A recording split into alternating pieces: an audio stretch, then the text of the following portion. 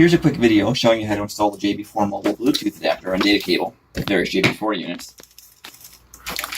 Here I've got one of our JB4 Mobile adapters that's meant for an F-Series enclosure without the gray shell on it. Here I have one with the gray shell, meant for E-Series enclosure, and I'll detail the difference between those in a second. You'll notice that these are also in a new enclosure. It's basically the same unit, but we've changed the enclosure so it can sit flush against the side of the enclosure. I'll show you how that works in a second also. But the first thing I want to explain is that these are basically the same unit.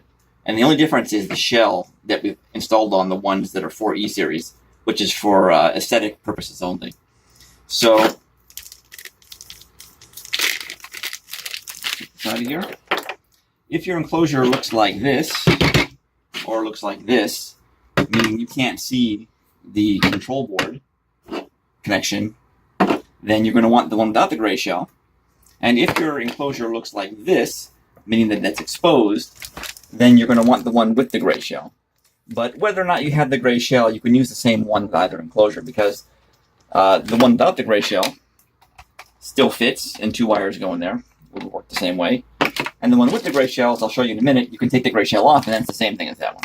So that's the first thing I wanted to make sure we covered here. The next thing I want to go over is how to install it. I'm going to use the aluminum enclosure first for the F-Series model to show you guys a few things here. And then I'll go over it with the plastic enclosure, and then finally we'll briefly touch on the E-Series. So you'll use an Allen wrench to pop open the enclosure. This happens to be an S63TU JB4. Take these bolts out of here. You'll notice that there's alignment tabs inside here. And when you place the control board in, you're going to want to make sure that it's sitting squarely so the top goes on smoothly and sits generally flush before you apply the bolts. Otherwise, you wind up in a situation like this. We had a customer who put it in backwards. You'll see here he damaged the control board by crushing an indentation in the shape of that in there. We've had people line it up wrong, too far down, and they crush the connector in there, and it doesn't fit, and they just keep tightening the screws to get it down. Everything should fit really smoothly for it to work right. So now to install the Bluetooth, first step obviously is to open it up. Then we're going to plug it in to the opening here. Included with the Bluetooth are some additional parts. We have a posit tap and 2 little screws. The screws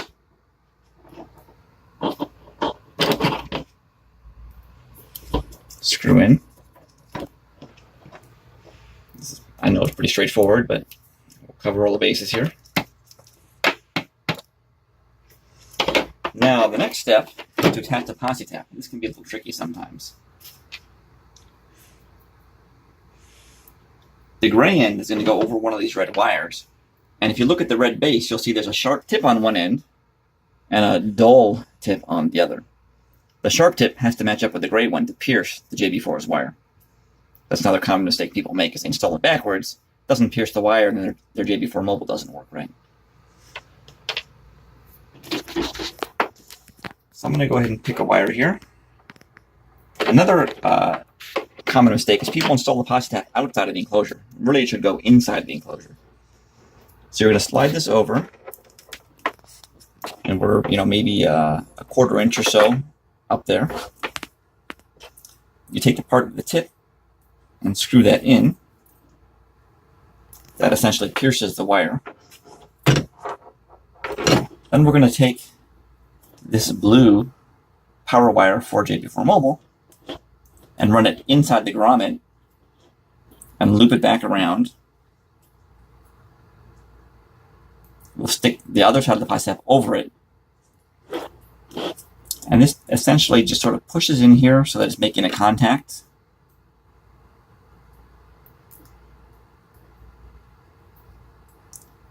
And then you want to screw this back in. You'll know it's right, because when you screw it in and go to pull this out, if it pops right out, then you know that it didn't make a good contact. You can pull this wire through a bit. So this is what everything should look like before we put it back in the enclosure. Now, we want to put it in there so that it's lining up properly. And you'll know it lines up properly because when you put the top of the enclosure on, it'll go on pretty smoothly. If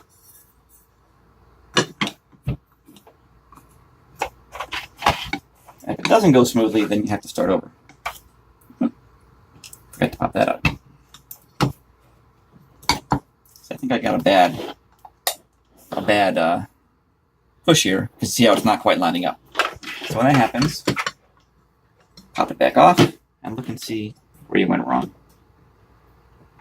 Make sure everything's lined up. That blue wire was a bit too far over.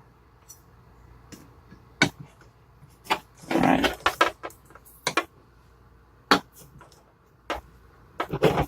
Better.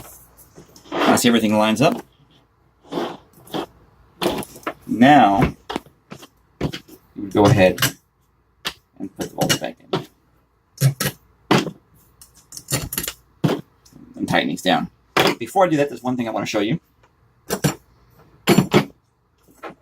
This is the aluminum all-weather enclosure that we use for BM models, and is also available as an upgrade purchase for all of our F-Series tuners. But most of the F-Series tuners ship with the plastic enclosure.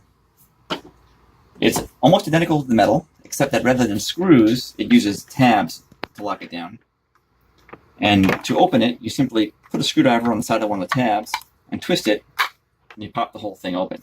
It also has a gasket going all the way around it, similarly to the aluminum one. And like the aluminum one, to install it, you simply pop it in there. There's alignment tabs. You want to push that grommet up a little bit here.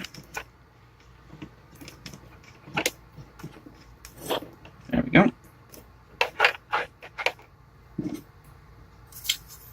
And then this just snaps on in place.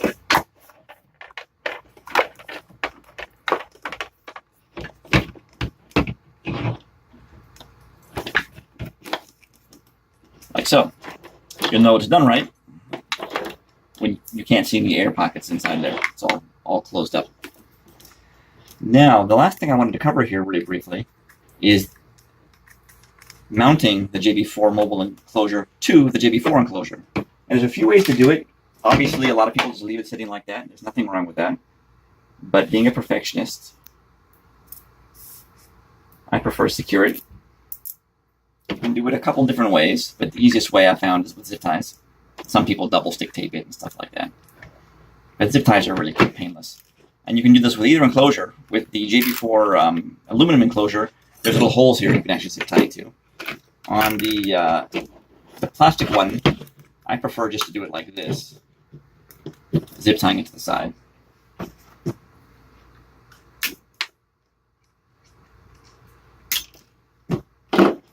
There you go, ready to go. Now, put that aside for a second and show you the data cables. The data cable allows you to connect to a laptop computer, Windows or Macintosh. It's essentially the same as JB4 Mobile, except it's a hardwire connection. In fact, some customers use this also through an LTG cable to connect to Android or iOS devices, so that's also an option. But basically, it works the same way.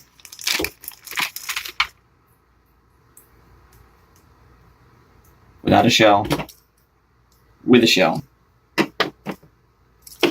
Now, if you happen to get one with a shell and you need one without a shell, you simply use your screwdriver here, pop it apart.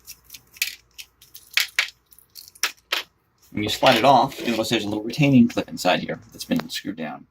And we're going to take that off also.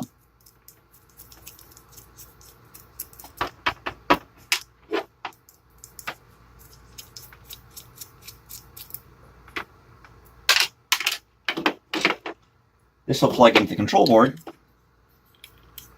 And if you happen to get one with the shell, you won't have these little black screws that we used previously. But what you can do is use these short bolts that we took off the retaining clip. There's a little trick to making it work really nicely. I like to take one of the nuts here and screw it through. Oh, my hands are frozen at the moment. I'll show you when it zooms out.